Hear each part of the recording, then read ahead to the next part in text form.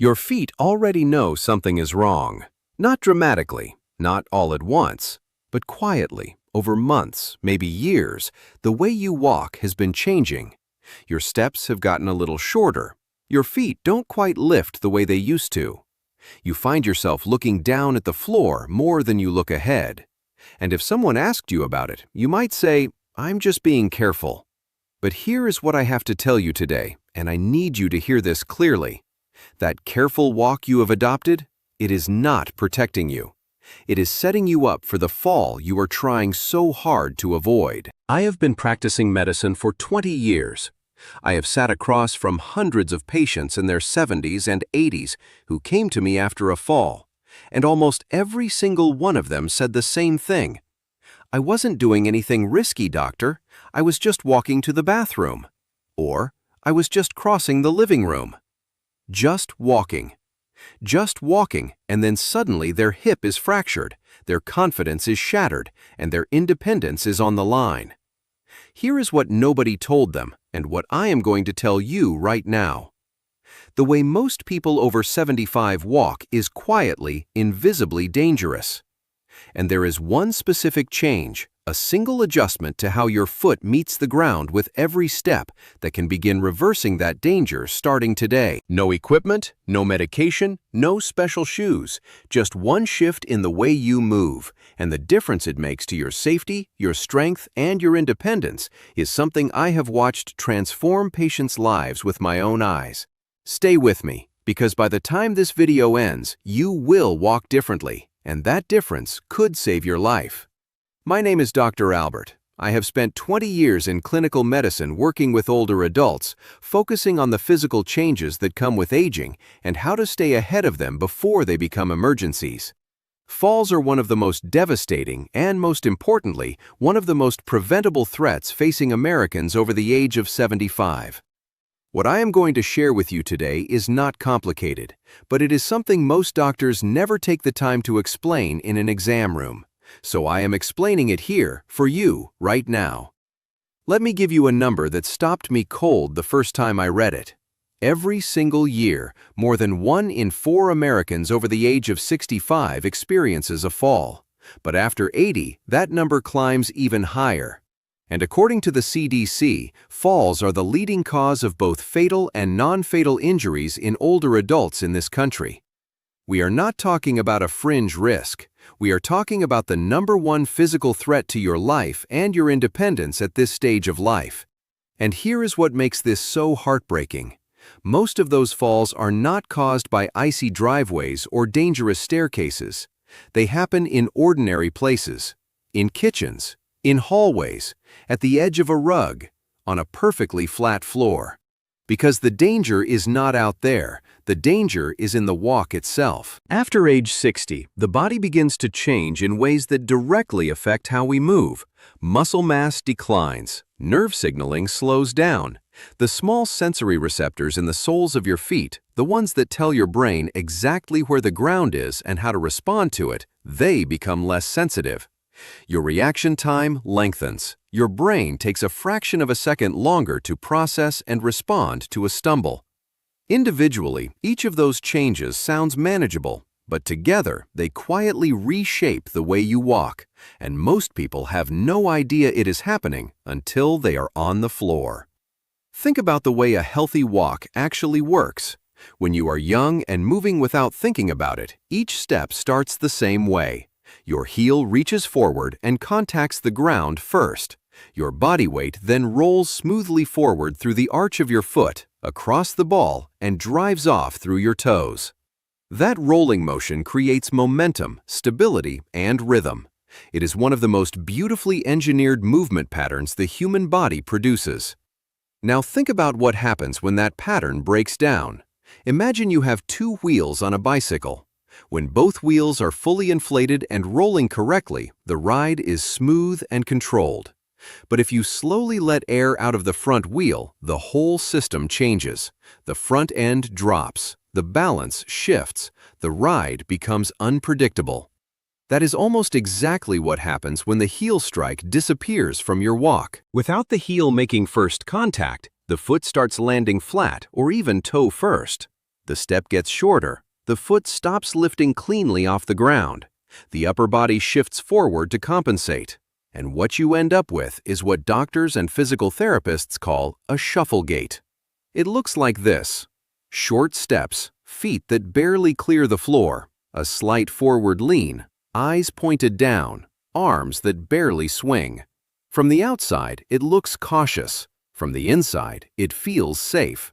But biomechanically, it is one of the most unstable ways a human body can move.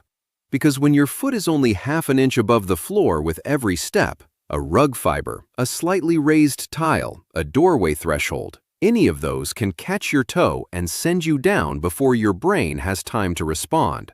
And with your weight already pitched forward and your steps too short to create recovery room, there is nowhere for your body to go except the floor. The muscles that should be lifting your legs, your hip flexors, your glutes, your core, have gotten weaker from underuse, and the brain-to-leg communication that coordinates your balance has slowed. So the shuffle feeds itself. The less your muscles lift, the weaker they become. The weaker they become, the less they lift. And the risk compounds quietly, every single day. So here is the one change, and I want you to really absorb this because it is simpler than you expect. Every step you take from this moment forward should begin with your heel. That is it. That is the change. Heel first.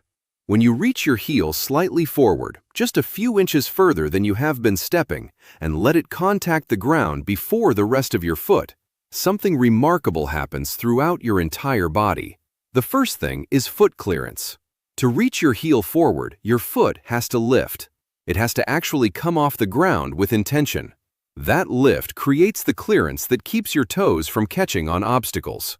The simple act of reaching the heel forward forces the foot to rise, and that rising motion is your single greatest protection against the trip hazards that exist in every room of your home. The second thing is posture. Here is what surprises most people. A proper heel strike automatically pulls your body upright. Because your heel is slightly in front of you when it lands, your center of gravity shifts backward, out of that forward-leaning shuffle position and back over your base. Your spine straightens, your chin comes up, your gaze goes forward instead of down. You are no longer bracing for a fall. You are walking with your body positioned to prevent one. The third thing is muscle engagement. When your heel strikes the ground and your weight rolls forward through the foot, your hip flexors have to lift a leg to make it happen. Your glutes fire to drive the push-off. Your core has to stabilize the movement. Muscles that have been quietly going unused are suddenly being asked to work again with every single step. Not in a gym, not in a class, just in your walk through your own home. That daily re-engagement begins rebuilding the strength your balance depends on. Now, one thing I want to address because I hear this often. Some of you may have been told or may have read somewhere that heel striking is hard on the knees or the joints. I want to be careful and precise here. The research on this is specifically about heavy heel striking during running with rigid shoes on hard pavement. That is a completely different mechanical situation from what we are talking about. A controlled, intentional heel strike during normal walking, particularly for older adults rebuilding a safer gait, is consistent with how the human body is designed to move and is not the same conversation at all. If you have specific knee, hip, or joint concerns, always check with your own physician. But for most people, walking heel first is not the danger. It is the return to safety. And here is the piece that surprises most of my patients when I explain it. The moment you change how you walk, you change how your brain communicates with your legs. Those nerve pathways that have gone quiet from underuse begin to fire again. The proprioceptive signals from your feet, the messages your soles send to your brain about where the ground is, those signals become clearer and more responsive. The body adapts to what you ask it to do. Ask it to shuffle, and it gets better at shuffling. Ask it to step with intention, and it gets stronger at exactly that. One heel strike at a time. If what you are hearing right now is making you think differently about your own walk, I want to ask you to subscribe to this channel. I have spent 20 years helping older adults stay strong, stay mobile, and stay in control of their health. That is exactly what this channel is for. Hit the subscribe button and the notification bell so you never miss a video that was made specifically for you. I want to tell you about a patient I will call Margaret. Margaret was 79 years old when her daughter brought her to see me, not because Margaret had fallen yet, but because her daughter had noticed something.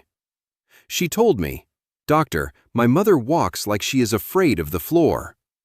That was exactly how she described it, afraid of the floor. When I watched Margaret walk down the hallway of my clinic, I saw it immediately. Short steps, feet barely lifting, eyes down, shoulders rounded forward. She was moving like a woman who expected the ground to betray her at any moment. Margaret told me she had not fallen. She was proud of that. She had not fallen in 3 years. But what she did not realize was that the way she had been walking to avoid a fall had become the greatest fall risk she had. She had stopped going to her book club because the parking lot felt uneven. She had stopped cooking full meals because she did not trust herself carrying a pot across the kitchen. She had started sleeping in the living room recliner some nights because the hallway to her bedroom felt too long and too dark. She had not fallen, but she had stopped living. I showed Margaret the heel strike. I walked with her right there in the hallway. I asked her to reach her heel forward, feel the contact, roll through the foot, push off the toes, and lift. The first few attempts were uncertain. She kept reverting to the shuffle. That is completely normal because the motor pattern had faded over years of disuse. But by the end of that appointment, something had shifted. Not just in her walk, in her face. She stood taller. She looked forward instead of down. And she looked at me and said, "I forgot I used to walk like this." 6 weeks later, Margaret's daughter called my office to thank me. Margaret had gone back to book club. She had made a full dinner for the family the previous Sunday. She told her daughter, "I finally feel like my feet belong to me again." That is what one change can do, not just to how you move, but to who you are. Here is what I want you to do starting today. The first thing is to practice the heel strike consciously in a safe space. Find a hallway in your home. Place one hand lightly on the wall. Walk slowly, deliberately, and with every single step, reach your heel forward and let it land first. Walk 10 steps forward, turn carefully, walk back. That is enough to start. Do this once every day, and within a week it will begin to feel more natural. The second thing is to slow down on purpose. I know that sounds counterintuitive, but speed is where the shuffle hides. When we walk fast, we rely on habit and momentum. Slowing down gives your brain control of each step. Practice slow, intentional walking in your home every day, and watch how quickly your body remembers what proper movement feels like. The third thing is to bring your eyes up. Gaze forward, not down.